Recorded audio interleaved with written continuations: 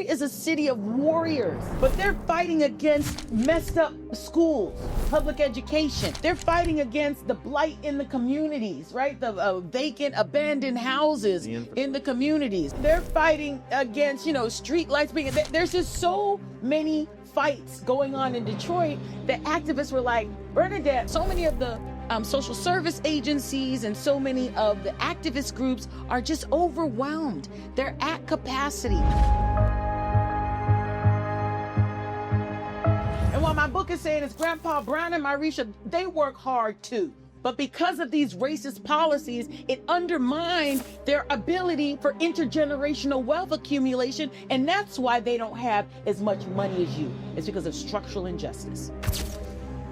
I need you to understand that procedural lower court decision saying improper venue kills the case for 3 reasons. Number 1, the Michigan Tax Tribunal is not a court, it's an administrative agency. Number 2, because it's not a court, it's an administrative agency, it doesn't have class action facility. So the only way to get justice is to sue one by one by one. And what we're trying to sue in this case is structural injustice. Third and final reason that this procedural decision kills the case is because in the Fair Housing Act, you have 2 years to put together a case. Because it's a lot of work to get all the data together, empirical studies. To get before the Michigan Tax Tribunal, you had to file a claim between February 1st and February 15th. So issues of property tax justice, which undermine home ownership, as we've read in this book and as we've heard through these stories, are core to our mission. Prior to that, I spent 12 years on the law faculty at the LSU Law Center, also another property professor, also ran Baton Rouge's Redevelopment Authority, which, I call to mind a lot as I was going through this book, and I'll probably draw from a little bit this evening. I live up the road in Baton Rouge, but family and many connections here in New Orleans. And I want to begin there because you've taken us to Detroit, and the storytelling here is varied and rich. As you shared before we got started, you had a virtual event Tuesday, and your first in-person event is in New Orleans, several blocks from the Claiborne Corridor, the site of arguably one of the most disastrous urban renewal projects in the history of the nation. A city still, as we approach the 20-year anniversary of Katrina, forever reshaped by that. This is a story that is centered in Detroit, but it has resonance. Absolutely. In so many other places, particularly those that we think of like New Orleans and like Detroit as chocolate cities. Talk to us about the resonance with New Orleans. Yeah, I mean, I want you to understand, literally in Detroit, when I told you since 2009, 1 in 3 properties has completed the property tax foreclosure process. We haven't seen this number of property tax foreclosure in American history since the Great Depression. Activists on the ground are calling this a hurricane with no water. Because just like Hurricane Katrina, this property tax foreclosure crisis has decimated entire communities. So there's even the language we're using is borrowing from right here in New Orleans, right? We're having our own Katrina, a man-made disaster, right? And so yes. And I think that it's so important, because lots of people, the narrative that gets spun about Detroit is, oh, that's, it's sui generis. It's like Detroit is just so unique. It's just a hot mess, right? But that's not the story I'm telling. What we see in Detroit, again, Detroit is just ground zero for a national problem. The evidence is clear. Black and brown people throughout the nation are paying these inflated property taxes. And so, and again, what gives me life and able to do this work, because these interviews were hard, you guys, cause I'm an empath. So I'm crying, a snot nose, not that like quiet crying. I'll be on the phone wailing with them, So it's really heavy work. But what gives me life is the fight back. And that to me is what Detroit is really about. Like people who look at Detroit from the outside in, they might see a hot mess. But what I see is a city of fighters. I see a city that's been fighting racist policies ever since Black people came to Detroit in big numbers through the Great Migration. So when I look at Detroit, I see a city of fighters. And that's what I see in New Orleans as well. When I think about the awareness that we have of the structural violence of housing and urban development and how that has shaped and undermined Black opportunity, Black property, Black wealth building, Black joy, and Black life in cities. It feels as if we're still, as a nation, as communities, coming to terms with that, and we're peeling back the layers of an onion. Ta-Nehisi Coates releases the case for reparations in the Atlantic in 2015, I believe. And it felt, at least to me, that for many people, this was a new conversation, a new dimension of the nation's racial history. All of the ways housing and urban development have shaped our lives and have kind of been the dominant prism through which racism has been exacted and unfolded. You have given us now an even richer context for that with the issue of property tax justice. We now have a nation. We know about redlining. We're still learning more about that, but it's in the zeitgeist. What else do we have to uncover about these systems and structures embedded in the ways in which our cities are designed, in which our housing industry works, that you still need people to understand and you have yet to uncover? So the narrative, the device I use in the book is I tell the story of two grandfathers. Okay. One, Grandpa Bucci comes from Italy and Grandpa Brown comes from North Carolina. And both grandfathers come from abject poverty, and they were both sharecroppers in their native lands. And they both come to Detroit to work at the Ford Motor Company's River Rouge factory within 2 years of each other, right? When I think a couple of years, 1902, 1905. So they come to the river, they come from the same circumstance in different place. They come to work at the same River Rouge factory that set people up for the middle class. And instead of telling you about all of these racist policies, I show you through these two stories. I show you how Grandpa Bucci, the Italian grandfather, he didn't have an easy life. There was all kinds of anti-Italian discrimination. He worked in World War II. They had in Michigan, Italians were kept in the concentration camps because they were part of the Axis powers. He literally has a missing finger because his finger gets cut off. Before he came to America, he was working in the coal mines of Europe, and that's where his finger gets cut off. So, I paint a very thorough portrait of Grandpa Bucci, not as someone who had it easy, but what you see about the difference between these two men is no matter what happens, Grandpa Bucci didn't ever have to face racial covenants. There were never covenants tucked in deeds saying he could not live somewhere. So that means he could take the money, record earnings, $5 a day at that time was record breaking money. He could take the earnings from Ford and move to the suburbs where the houses were bigger, cheaper, and with better amenities.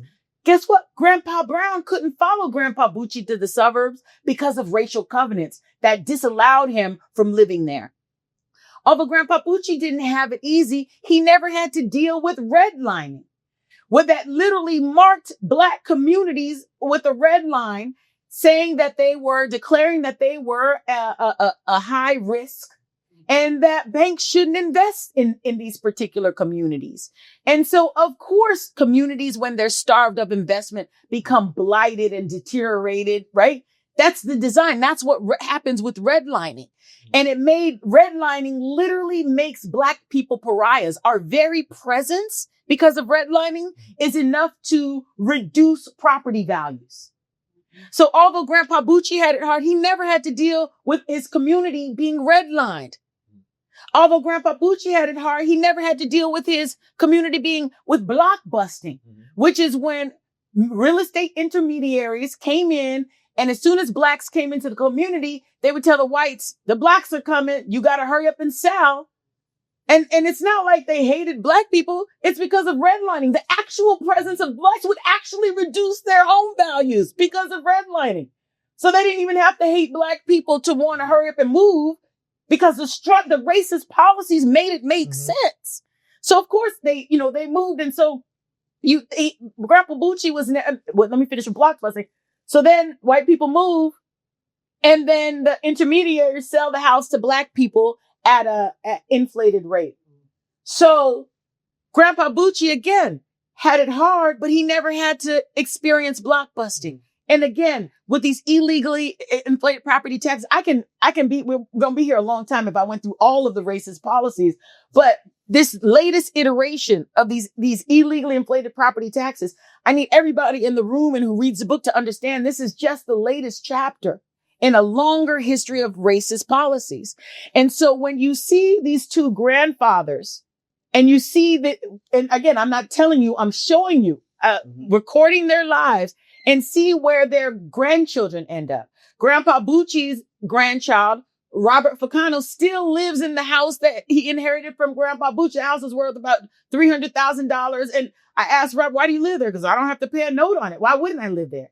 Meanwhile, Myrisha, as I told you in the story, her house is worth less than $10,000. And it's a money pit. It's actually not an asset. And so it affects the outcome of their progeny.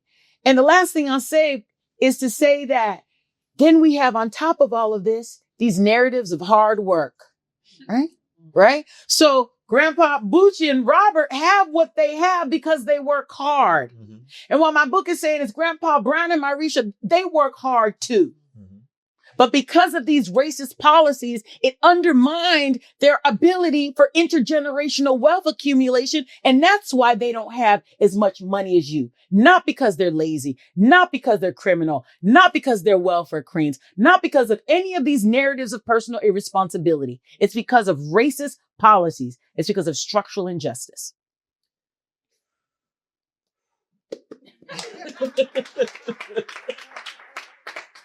And I want to drill down on this because one of the themes that I think and how you've set this book up and just the deep storytelling is this cumulative impact of intergenerationally transferred dynamics, right? Myrisha is dealing with Grandpa Brown, the course of his life, the things that are happening in that family because of where they are, the neighborhood dynamics, the impacts that have on their ability to the mates that they find, the opportunities their children have, the health outcomes and all of that, as are Grandpa Bucci's children and families. This is accumulating and building upon each other intergenerationally, just as these policies are also compounding across generations, and deepening the divides and I the call it disparities. intergenerational advantage and Yes. intergenerational disadvantage. Yes. And that is a part of the structural narrative, I guess, that kind of stands in tension with this notion of, well, what did they do? Why didn't they sue? Oh, that's a good question. So we did sue. So thank you for that. Now you're giving me, this is what I really want to come here and talk about. So y'all, let me tell you, we had a case called Morningside. And I'm telling you, we had the public interest dream team. Okay. We had the NAACP Legal Defense Fund. We had ACLU of Michigan. And for the deep pockets, we had Covington and Burling and DC Miller Law people up here. Y'all know what I'm talking about. All right. So they take the case to state court. And if anyone knows about litigation, you don't want to be in state court for any civil rights issue. But the point is we couldn't go to federal court because of a federal statute called the Tax Injunction Act, which prevents federal courts from intervening in state courts' collection of local taxes. So we're barred from federal court because of this statute. So we're in state court. And as we're in state court, we have two different claims. One is against the city of Detroit for the obstructive administration of this poverty tax exemption. I just told you all those barriers they put to people getting the entitlement. And the second claim is a Fair Housing Act claim against the Wayne County. And it's for these, because, after Washington, basically our equal protection jurisprudence in America is based on an intent. And the only place where disparate impact, where unequal outcomes is when it's in a statute, and the Fair Housing Act is one of those statutes where it's still alive and well. So it was a disparate impact case. And again, that means that we don't have to talk about what someone intended to do, which is what constitutional jurisprudence makes you do. We could just talk about the inequalities between black and white. So like I told you, in Wayne County, right, all three of the majority black cities are unconstitutionally assessed and foreclosed on. That's enough evidence for a Fair Housing Act claim. So the second is a Fair Housing Act claim. So with the Fair Housing Act claim, that's the biggest claim. We go to the first court and Judge Colombo says, you've brought it to the wrong court. It's called improper venue. They said, you're supposed to bring it to the tax tribunal. So, okay, Colombo, whatever. We appeal and they agree with Colombo. In Michigan, you have to go to cert to get to the Supreme Court. They don't grant cert. So the lower court decision stands. And I need you to understand that procedural lower court decision saying improper venue kills the case for three reasons. Number one, the Michigan Tax Tribunal is not a court. It's an administrative agency. So it doesn't have what we call injunctive power. And that's what we want. Injunction is when the court tells you to do something or not do something. This is not a court. So it doesn't have, and that's the main thing of the case is we want to tell Detroit to stop this. It doesn't have injunctive power, number one. Number two, because it's not a court, it's an administrative agency. It doesn't have class action facility. So the only way to get justice is to sue one by one by one. And what we're trying to sue in this case is structural injustice. But there's no way to get to that through the tax tribunal. Third and final reason that this procedural decision kills the case is because in the Fair Housing Act, you have 2 years to put together a case, because it's a lot of work to get all the data together, empirical studies. To get before the Michigan Tax Tribunal, you had to file a claim between February 1st and February 15th.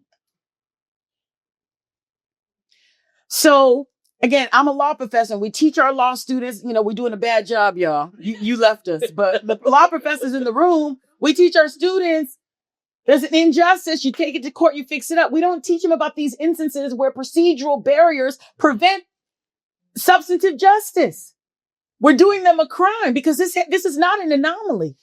And so the main thing here is that although we have all of I'm telling you, all of my work, the city of Detroit is like, oh, good job, Bernadette. Like no one is disagreeing with me, right? So like there's not any disagreement. Many people have done the studies. It's such a clear, empirically, a violation of the Michigan State Constitution, but no court has been able to hear this evidence because of these procedural barriers. My God, my God. So that's the legal story, because that's what people say. If it's against the Michigan Constitution, then just sue. All right, smart guy, right? Yeah, well, right? It's just not that easy. And we actually did try and sue. We had the best lawyers in America. It's not like we had because there's some flim-flams out there. Okay. We didn't have any flim-flams. We had public interest royalty and we still lost. And you detail what I call this local common law, the way that these systems operate at the local level, the procedural barriers, the formal and informal things that happen. You talk about this when Maisha is going to the landlord court, that's landlord tenant court, trying to prevent eviction, and how she doesn't even understand who she's talking to. She signs a document that she doesn't fully understand. The impact of those things that happen before we ever get to plaintiffs and defendants and entry in court, but just what's happening on the ground in the lobby at the nonprofit desk. You have a story of the nonprofit worker who was trying to help Marie, and the regret that she brought her to tears when she realized how overwhelmed and under-resourced she had been, unable to serve Marisha with justice. Talk about all of these stories you give us in the fabric of local government and nonprofits and social services supports that are swirling around Marisha and this property. Yeah. And so, one of the reasons, when I get to Detroit, and again, I told you the dominant narrative before I got there is one of personal irresponsibility.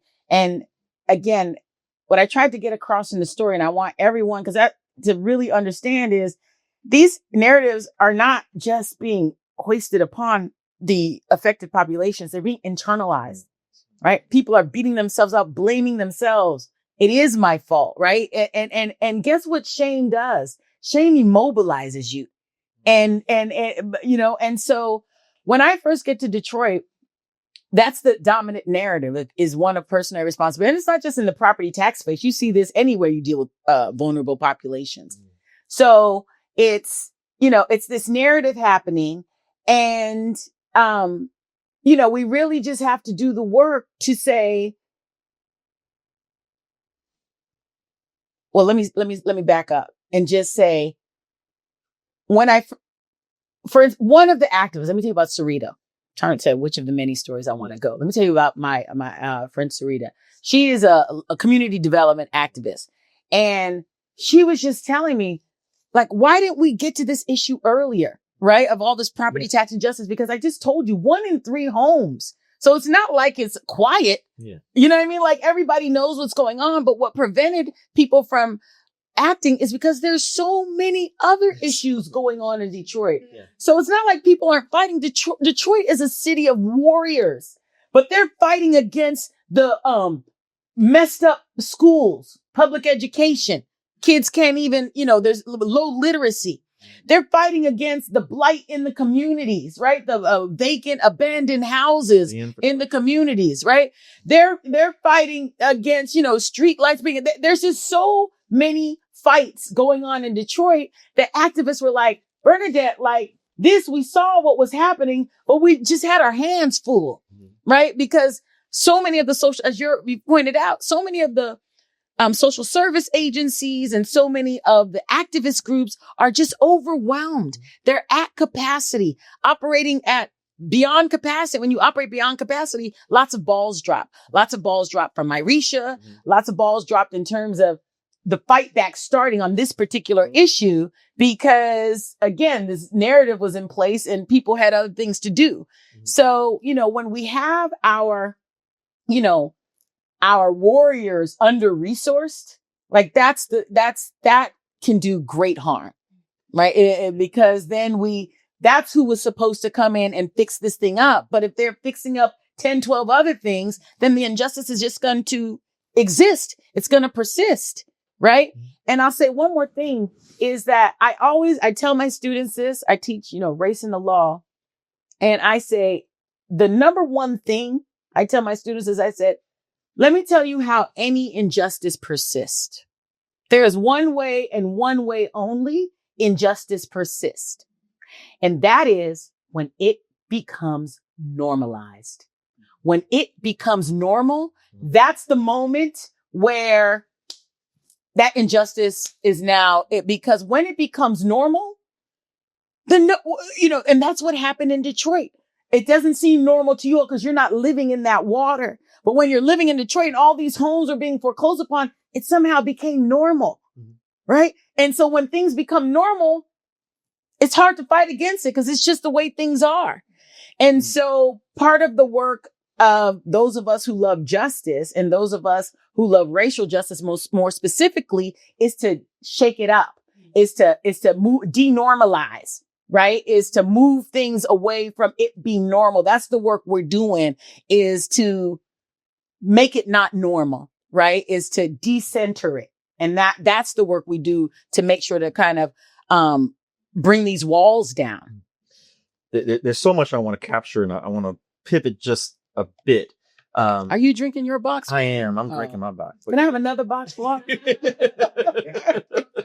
somebody? Thank you. There's so many stories from so many different vantage points that you tell, giving everyone their, and I love, the Dignity Restoration Project. Bernadette gives everyone their dignity in this book. You take us through an intricate, distillation of real estate markets. And it's not just Myrisha trying to save her home.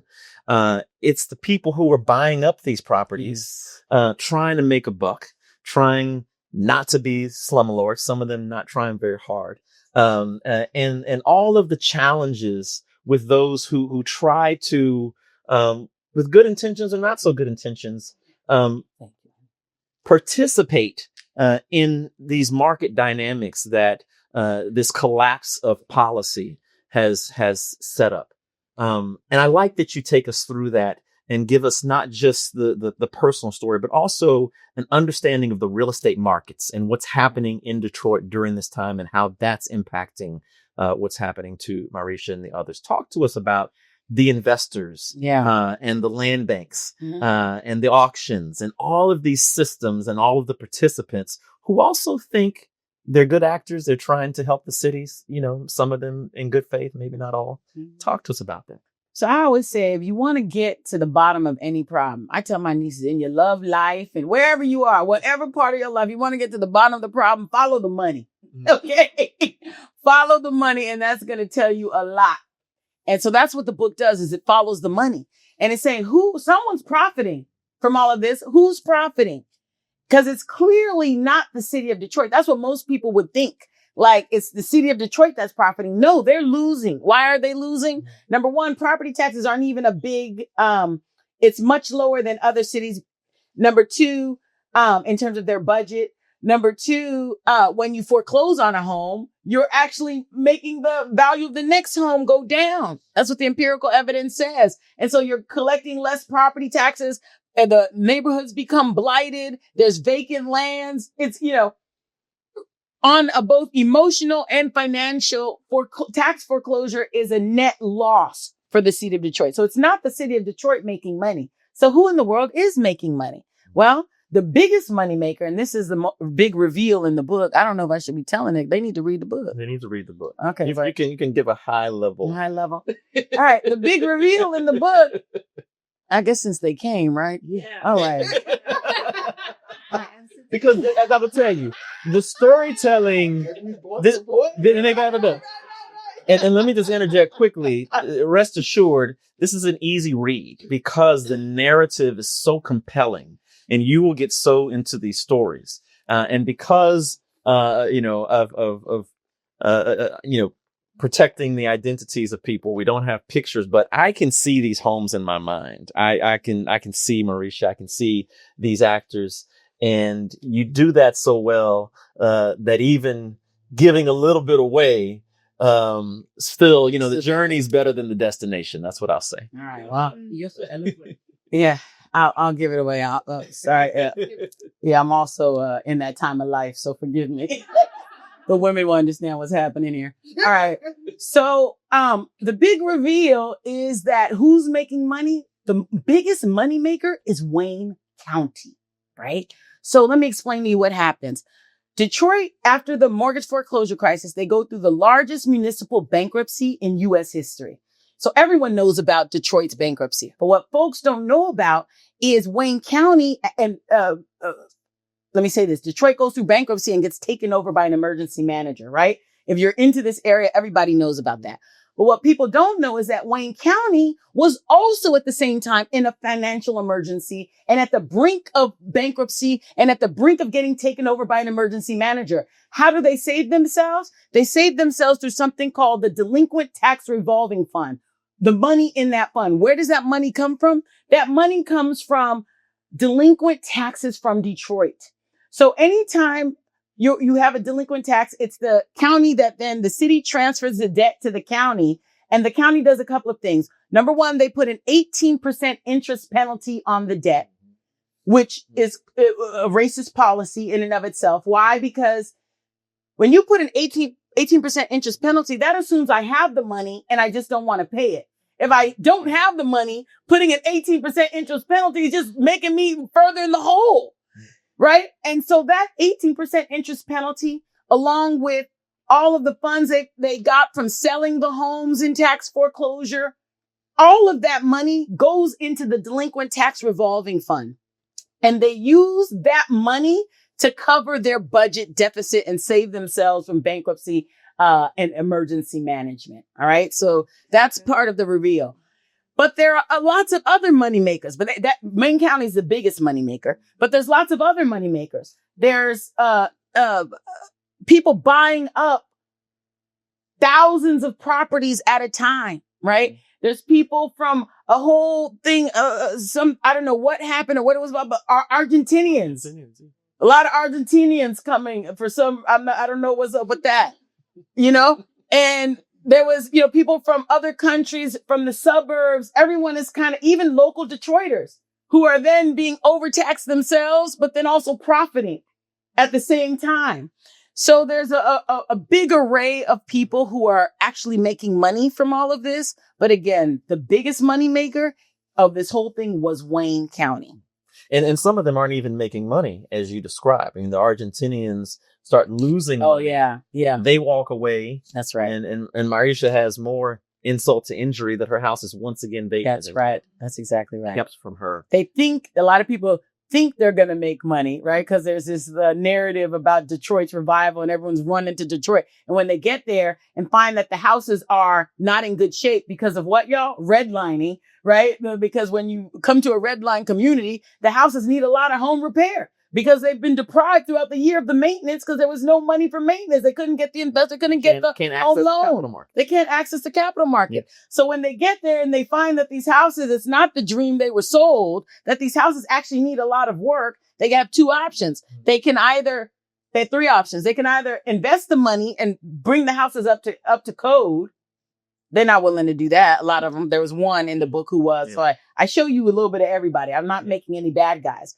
Or you can just keep the houses as they are and be a slumlord, which is what a lot of people do. Or your third option is you just walk away altogether. And you see all three of those different things happening.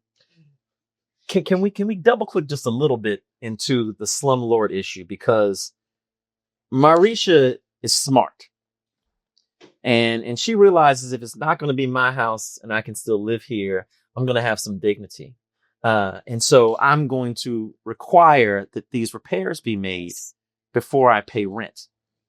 But, she doesn't fully understand how to claim her rights in the landlord-tenant system. And that ends up getting the best of her.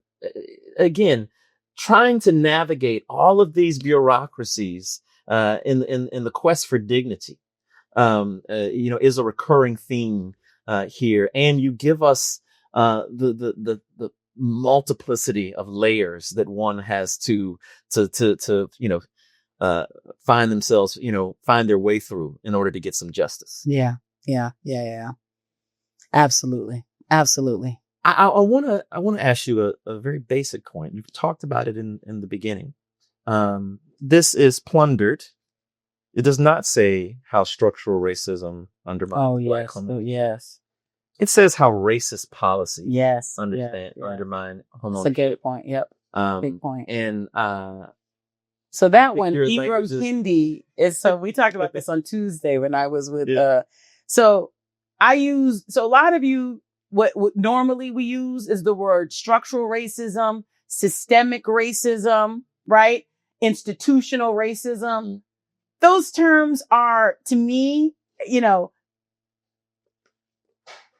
they're problematic. And instead of those terms, I use racist policies. What's the difference? Okay. When you talk about systemic racism, that's so overwhelming. What do I do about systemic racism? But when you talk about it in terms of racist policies, it forces the person articulating it to articulate the actual racist policies undergirding the racial inequality. So I'm going to tell you it's that the city of Detroit is overtaxing people. I'm going to tell you it's because they put an 18% interest penalty. I'm going to lay all the different policies out for you.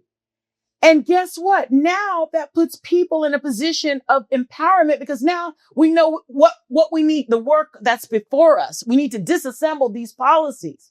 So long as we're talking about systemic racism and structural racism, we're immobilizing people, right? But once you move the conversation to racist policies, number one, it forces the person to articulate the precise policies, and then we can get to work, right?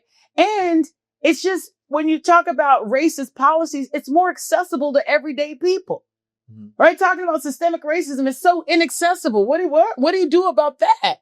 But when you start making it into this, 18%, oh, that's crazy.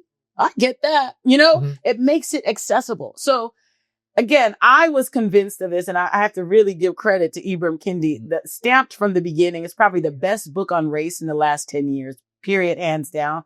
And I'm a scholar of race, and he convinced me. So I can't take credit for this, the race that is borrowing from my brother Ibram Kendi. And I'm convinced that, we need to shift from talking about systemic racism, structural racism to, racist policies.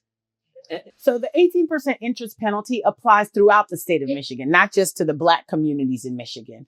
But you're bringing up a key point that is at the core of the book, which is the role of intent. And that is one of the moves I make in the book, is to say, y'all, the way we as Americans, we've been taught, Hollywood has taught us to look for the bad guys, the good guys, the bad guys, the black hats, the white hats. We're looking for the racist, right? And this book is trying to transition us from looking for the racist and being obsessed with intent to shifting to look for, again, racist policies, which is this idea that, so if I slap Chris, I'm not going to really slap you. I slap Chris and he starts bleeding. We can say, did she do that on purpose? Or we can just start cleaning up the blood and putting stitches on Chris, right? But America, in our conversations of race, we're obsessed with intent. And that takes the focus from doing the work of fix. So, and again, it's not this intent. I want to understand, it's not just Hollywood. It's literally in our constitutional jurisprudence. Again, our equal protection jurisprudence, in order to show racial inequity, you have to prove intent ever since Washington v. Davis. Mm-hmm. It is intent focused. And we need to move from intent to impact, disparate impact.